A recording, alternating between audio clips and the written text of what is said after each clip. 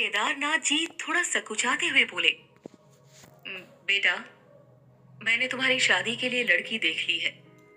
केदारनाथ जी की बात सुनकर अचानक अनिरुद्ध ने कार के ब्रेक लगा दिए और वो गुस्साई नजरों से उनकी तरफ देखते हुए बोला, मैंने आपसे कहा ना, मैं कभी शादी नहीं करूंगा। ये कभी नहीं हो सकता। वहीं दूसरी तरफ ये जानकर कि अनिरुद्ध एक बच्चे का बाप है, अलंकृता के पैरों तले जमीन खिसक गई। वो जैसे ही घर पहुंची, वैसे ही उसकी माँ और उसका भाई दोनों उसे घेर के बैठ गए। उसकी माँ उसका हाथ पकड़कर बोली, अरे मेरी बेटी हीरा है, हीरा। हमको तो पहले से पता था कि बिटिया का भाग्य बहुत तेज है। केदारनाथ जी का फोन आया था, कल घर आना चाहते हैं। हमने तो तुरंत ही हाँ कर दिया। अलंकृता हैरान होकर बोली, ये क्या कह रही हो माँ? आपको पता भी है अनिरुद्ध ओबेरॉय पहले से शादीशुदा है, और और उसकी 1 साल का बच्चा भी है। उसकी माँ उसे समझाते हुए बोली, तो क्या हुआ? ये भी तो सोच, तू वहां पे राज करेगी, राज। बहुत बुरे दिन देख लिए जी हमने। अब हमारी किस्मत चमकेगी। अनिरुद्ध का जो अतीत था सो था, लेकिन उसका आज तू बनेगी। वहां तेरा रुतबा होगा। और मेरी एक बात समझ ले, अगर ये शादी नहीं की ना, तो तू नौकरानी बनेगी। मेरी तरह दूसरों के घर जाकर काम करेगी। अलंकृता के पास अपनी माँ की बातों का कोई जवाब नहीं था। वो बहुत कंफ्यूज हो गई। तभी उसकी माँ आगे बोली, केदारनाथ जी पूरे दिल्ली के जाने माने रईस हैं और अनिरुद्ध उनका इकलौता बेटा है। लड़के की माँ भी अब इस दुनिया में नहीं है, तो सास का कोई टंटा ही नहीं रहेगा। और उसकी पहली पत्नी भी मर चुकी है। मेरी बात समझो आलू, हम छोटे लोग हैं।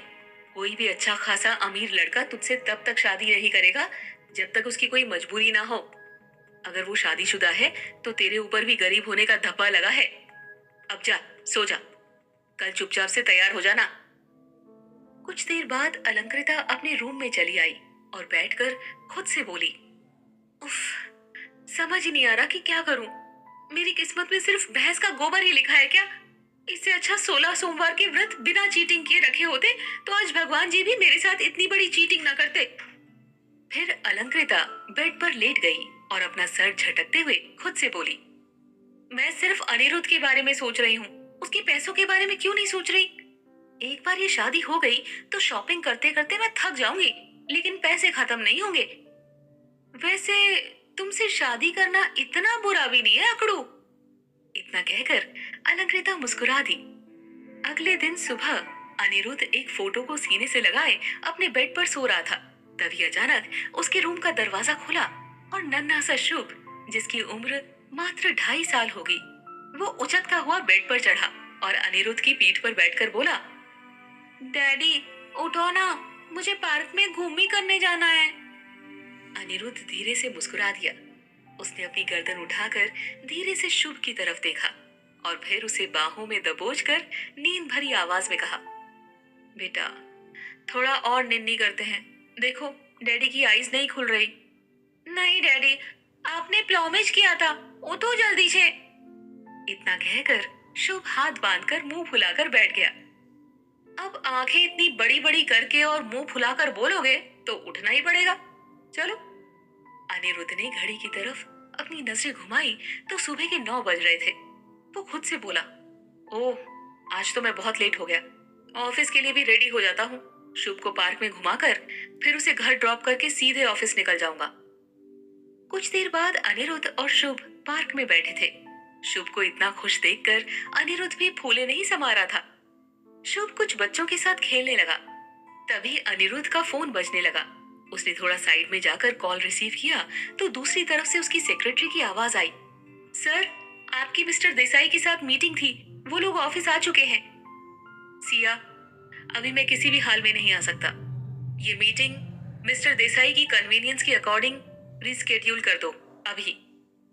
अनिरुद्ध बोला, लेकिन सिया ने उससे कहा, सर, अगर आप अभी नहीं आ सकते तो प्लीज एक बार मिस्टर देसाई से बात कर लीजिए। वो बहुत इंसिस्ट कर रहे हैं। अच्छा ठीक है, मैं फोन पर ही मैनेज कर लूंगा। इधर अनिरुद्ध फोन पर बात करने में बिजी हो गया तो वहीं शुभ की नजरें एक बच्ची और उसकी मॉम पर टिक गई। वो बच्ची खेलते खेलते गिर गई थी। तभी उसकी माँ ने उसे अपनी बाहों में भर लिया और उस बच्ची को गले लगाकर चूमने लगी। तभी वो बच्ची बोली, मम्मा, मुझे डोरा वाली गुड़िया चाहिए। उसकी माँ उसे प्यार से गले लगाकर यहाँ से ले जाते हुए बोली, अले अले ले, जो कुछ भी चाहिए मम्मा तुमको दिलवाएगी, बिटिया रानी। शुभ ने कभी अपनी माँ को नहीं देखा था, इसीलिए माँ का प्यार उसे अपनी तरफ खींचने लगा और वो उस बच्ची और उसकी माँ के पीछे चल दिया। उस लेडी ने ध्यान ही नहीं दिया कि नन्हे कदम उसका पीछा कर रहे थे। कुछ देर बाद शुभ उस औरत के पीछे रोड तक आ गया था। दूसरी तरफ अलंकृता कॉलेज जाने के लिए निकली तो रास्ते में रेखा ने उससे कॉल करके कहा, तू बिल्कुल मंद बुद्धि है क्या? आज कॉलेज के लिए क्यों निकली?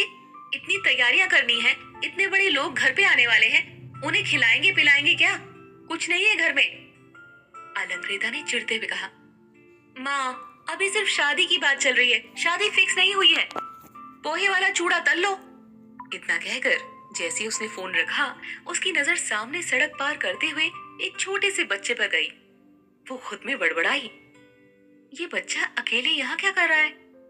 इसका इस तरह से सड़क के पास घूमना खतरे से खाली नहीं है।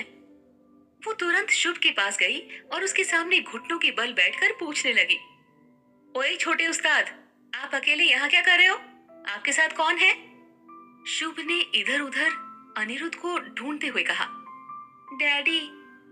अलंकृता धीरे से गुस्से में बड़बड़ाई, जरूर इसका बाप खड़ूस होगा जो इतने छोटे बच्चे को अकेला छोड़ दिया।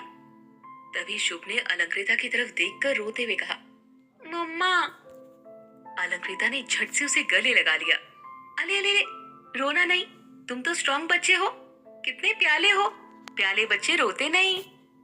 शुभ ने भी तुरंत उसे गले लगा लिया और मुस्कुराते हुए बोला, आप मेरी मम्मा बनोगी? उसकी बात सुनकर अलंकृता हैरान रह गई। फिर वो सोचने लगी, शायद ये बच्चा खो गया है, इससे प्यार से हैंडल करना पड़ेगा। अलंकृता ने शुभ को अपनी गोद में उठाते हुए प्यार से कहा, ठीक है, तो मेरे प्यारे गोले मोले बच्चे, जल्दी से अपनी मम्मा को बताओ कि आपकी डैडी किधर है? शुभ मुस्कुरा कर बोला, पार्क में। तो तुम बाहर क्या कर रहे थे बदमाश? चलो अपने डैडी के पास। अलंकृता उसके गाल खींचते हुए उसे पार्क के अंदर ले जाने लगी। इधर पार्क में अनिरुद्ध पागलों की तरह शुभ को हर जगह ढूंढ रहा था। वो टेंशन से अपने सर पर हाथ रखते हुए बोला, पता नहीं ये लड़का कहाँ चला गया, अगली बार से लेकर ही नहीं आऊंगा।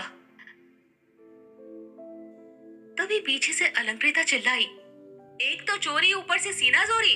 ओए मिस्टर, ये तो आपकी गलती है, आपने अपने बच्चे पर ध्यान नहीं दिया और अब बच्चे को दोष दे रहे हो। हद हो गई, बाप बन गए हो लेकिन फिर भी अकल ठिकाने नहीं आई। छोटा बच्चा सड़क पर अकेले छोड़ दिया, कुछ हो जाता तो? अलंकृता की बात सुनकर अनिरुद्ध पीछे पलटा।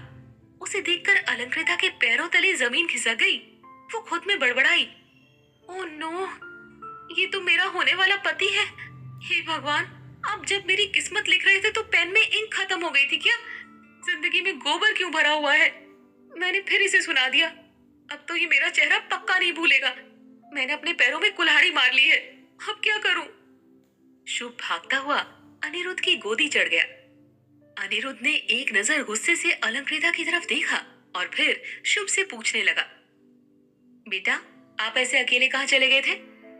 मम्मा को ढूंढने गया था, ये देखो मम्मा।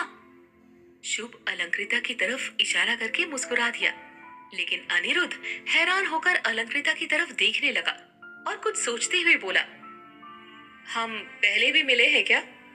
उसका जवाब सुनकर अलंकृता की सिट्टी पिट्टी गुम हो गई। आखिर क्यों अलंकृता और अनिरुद्ध की किस्मत उन्हें बार बार एक दूसरे के सामने लाकर खड़ा कर दे रही थी?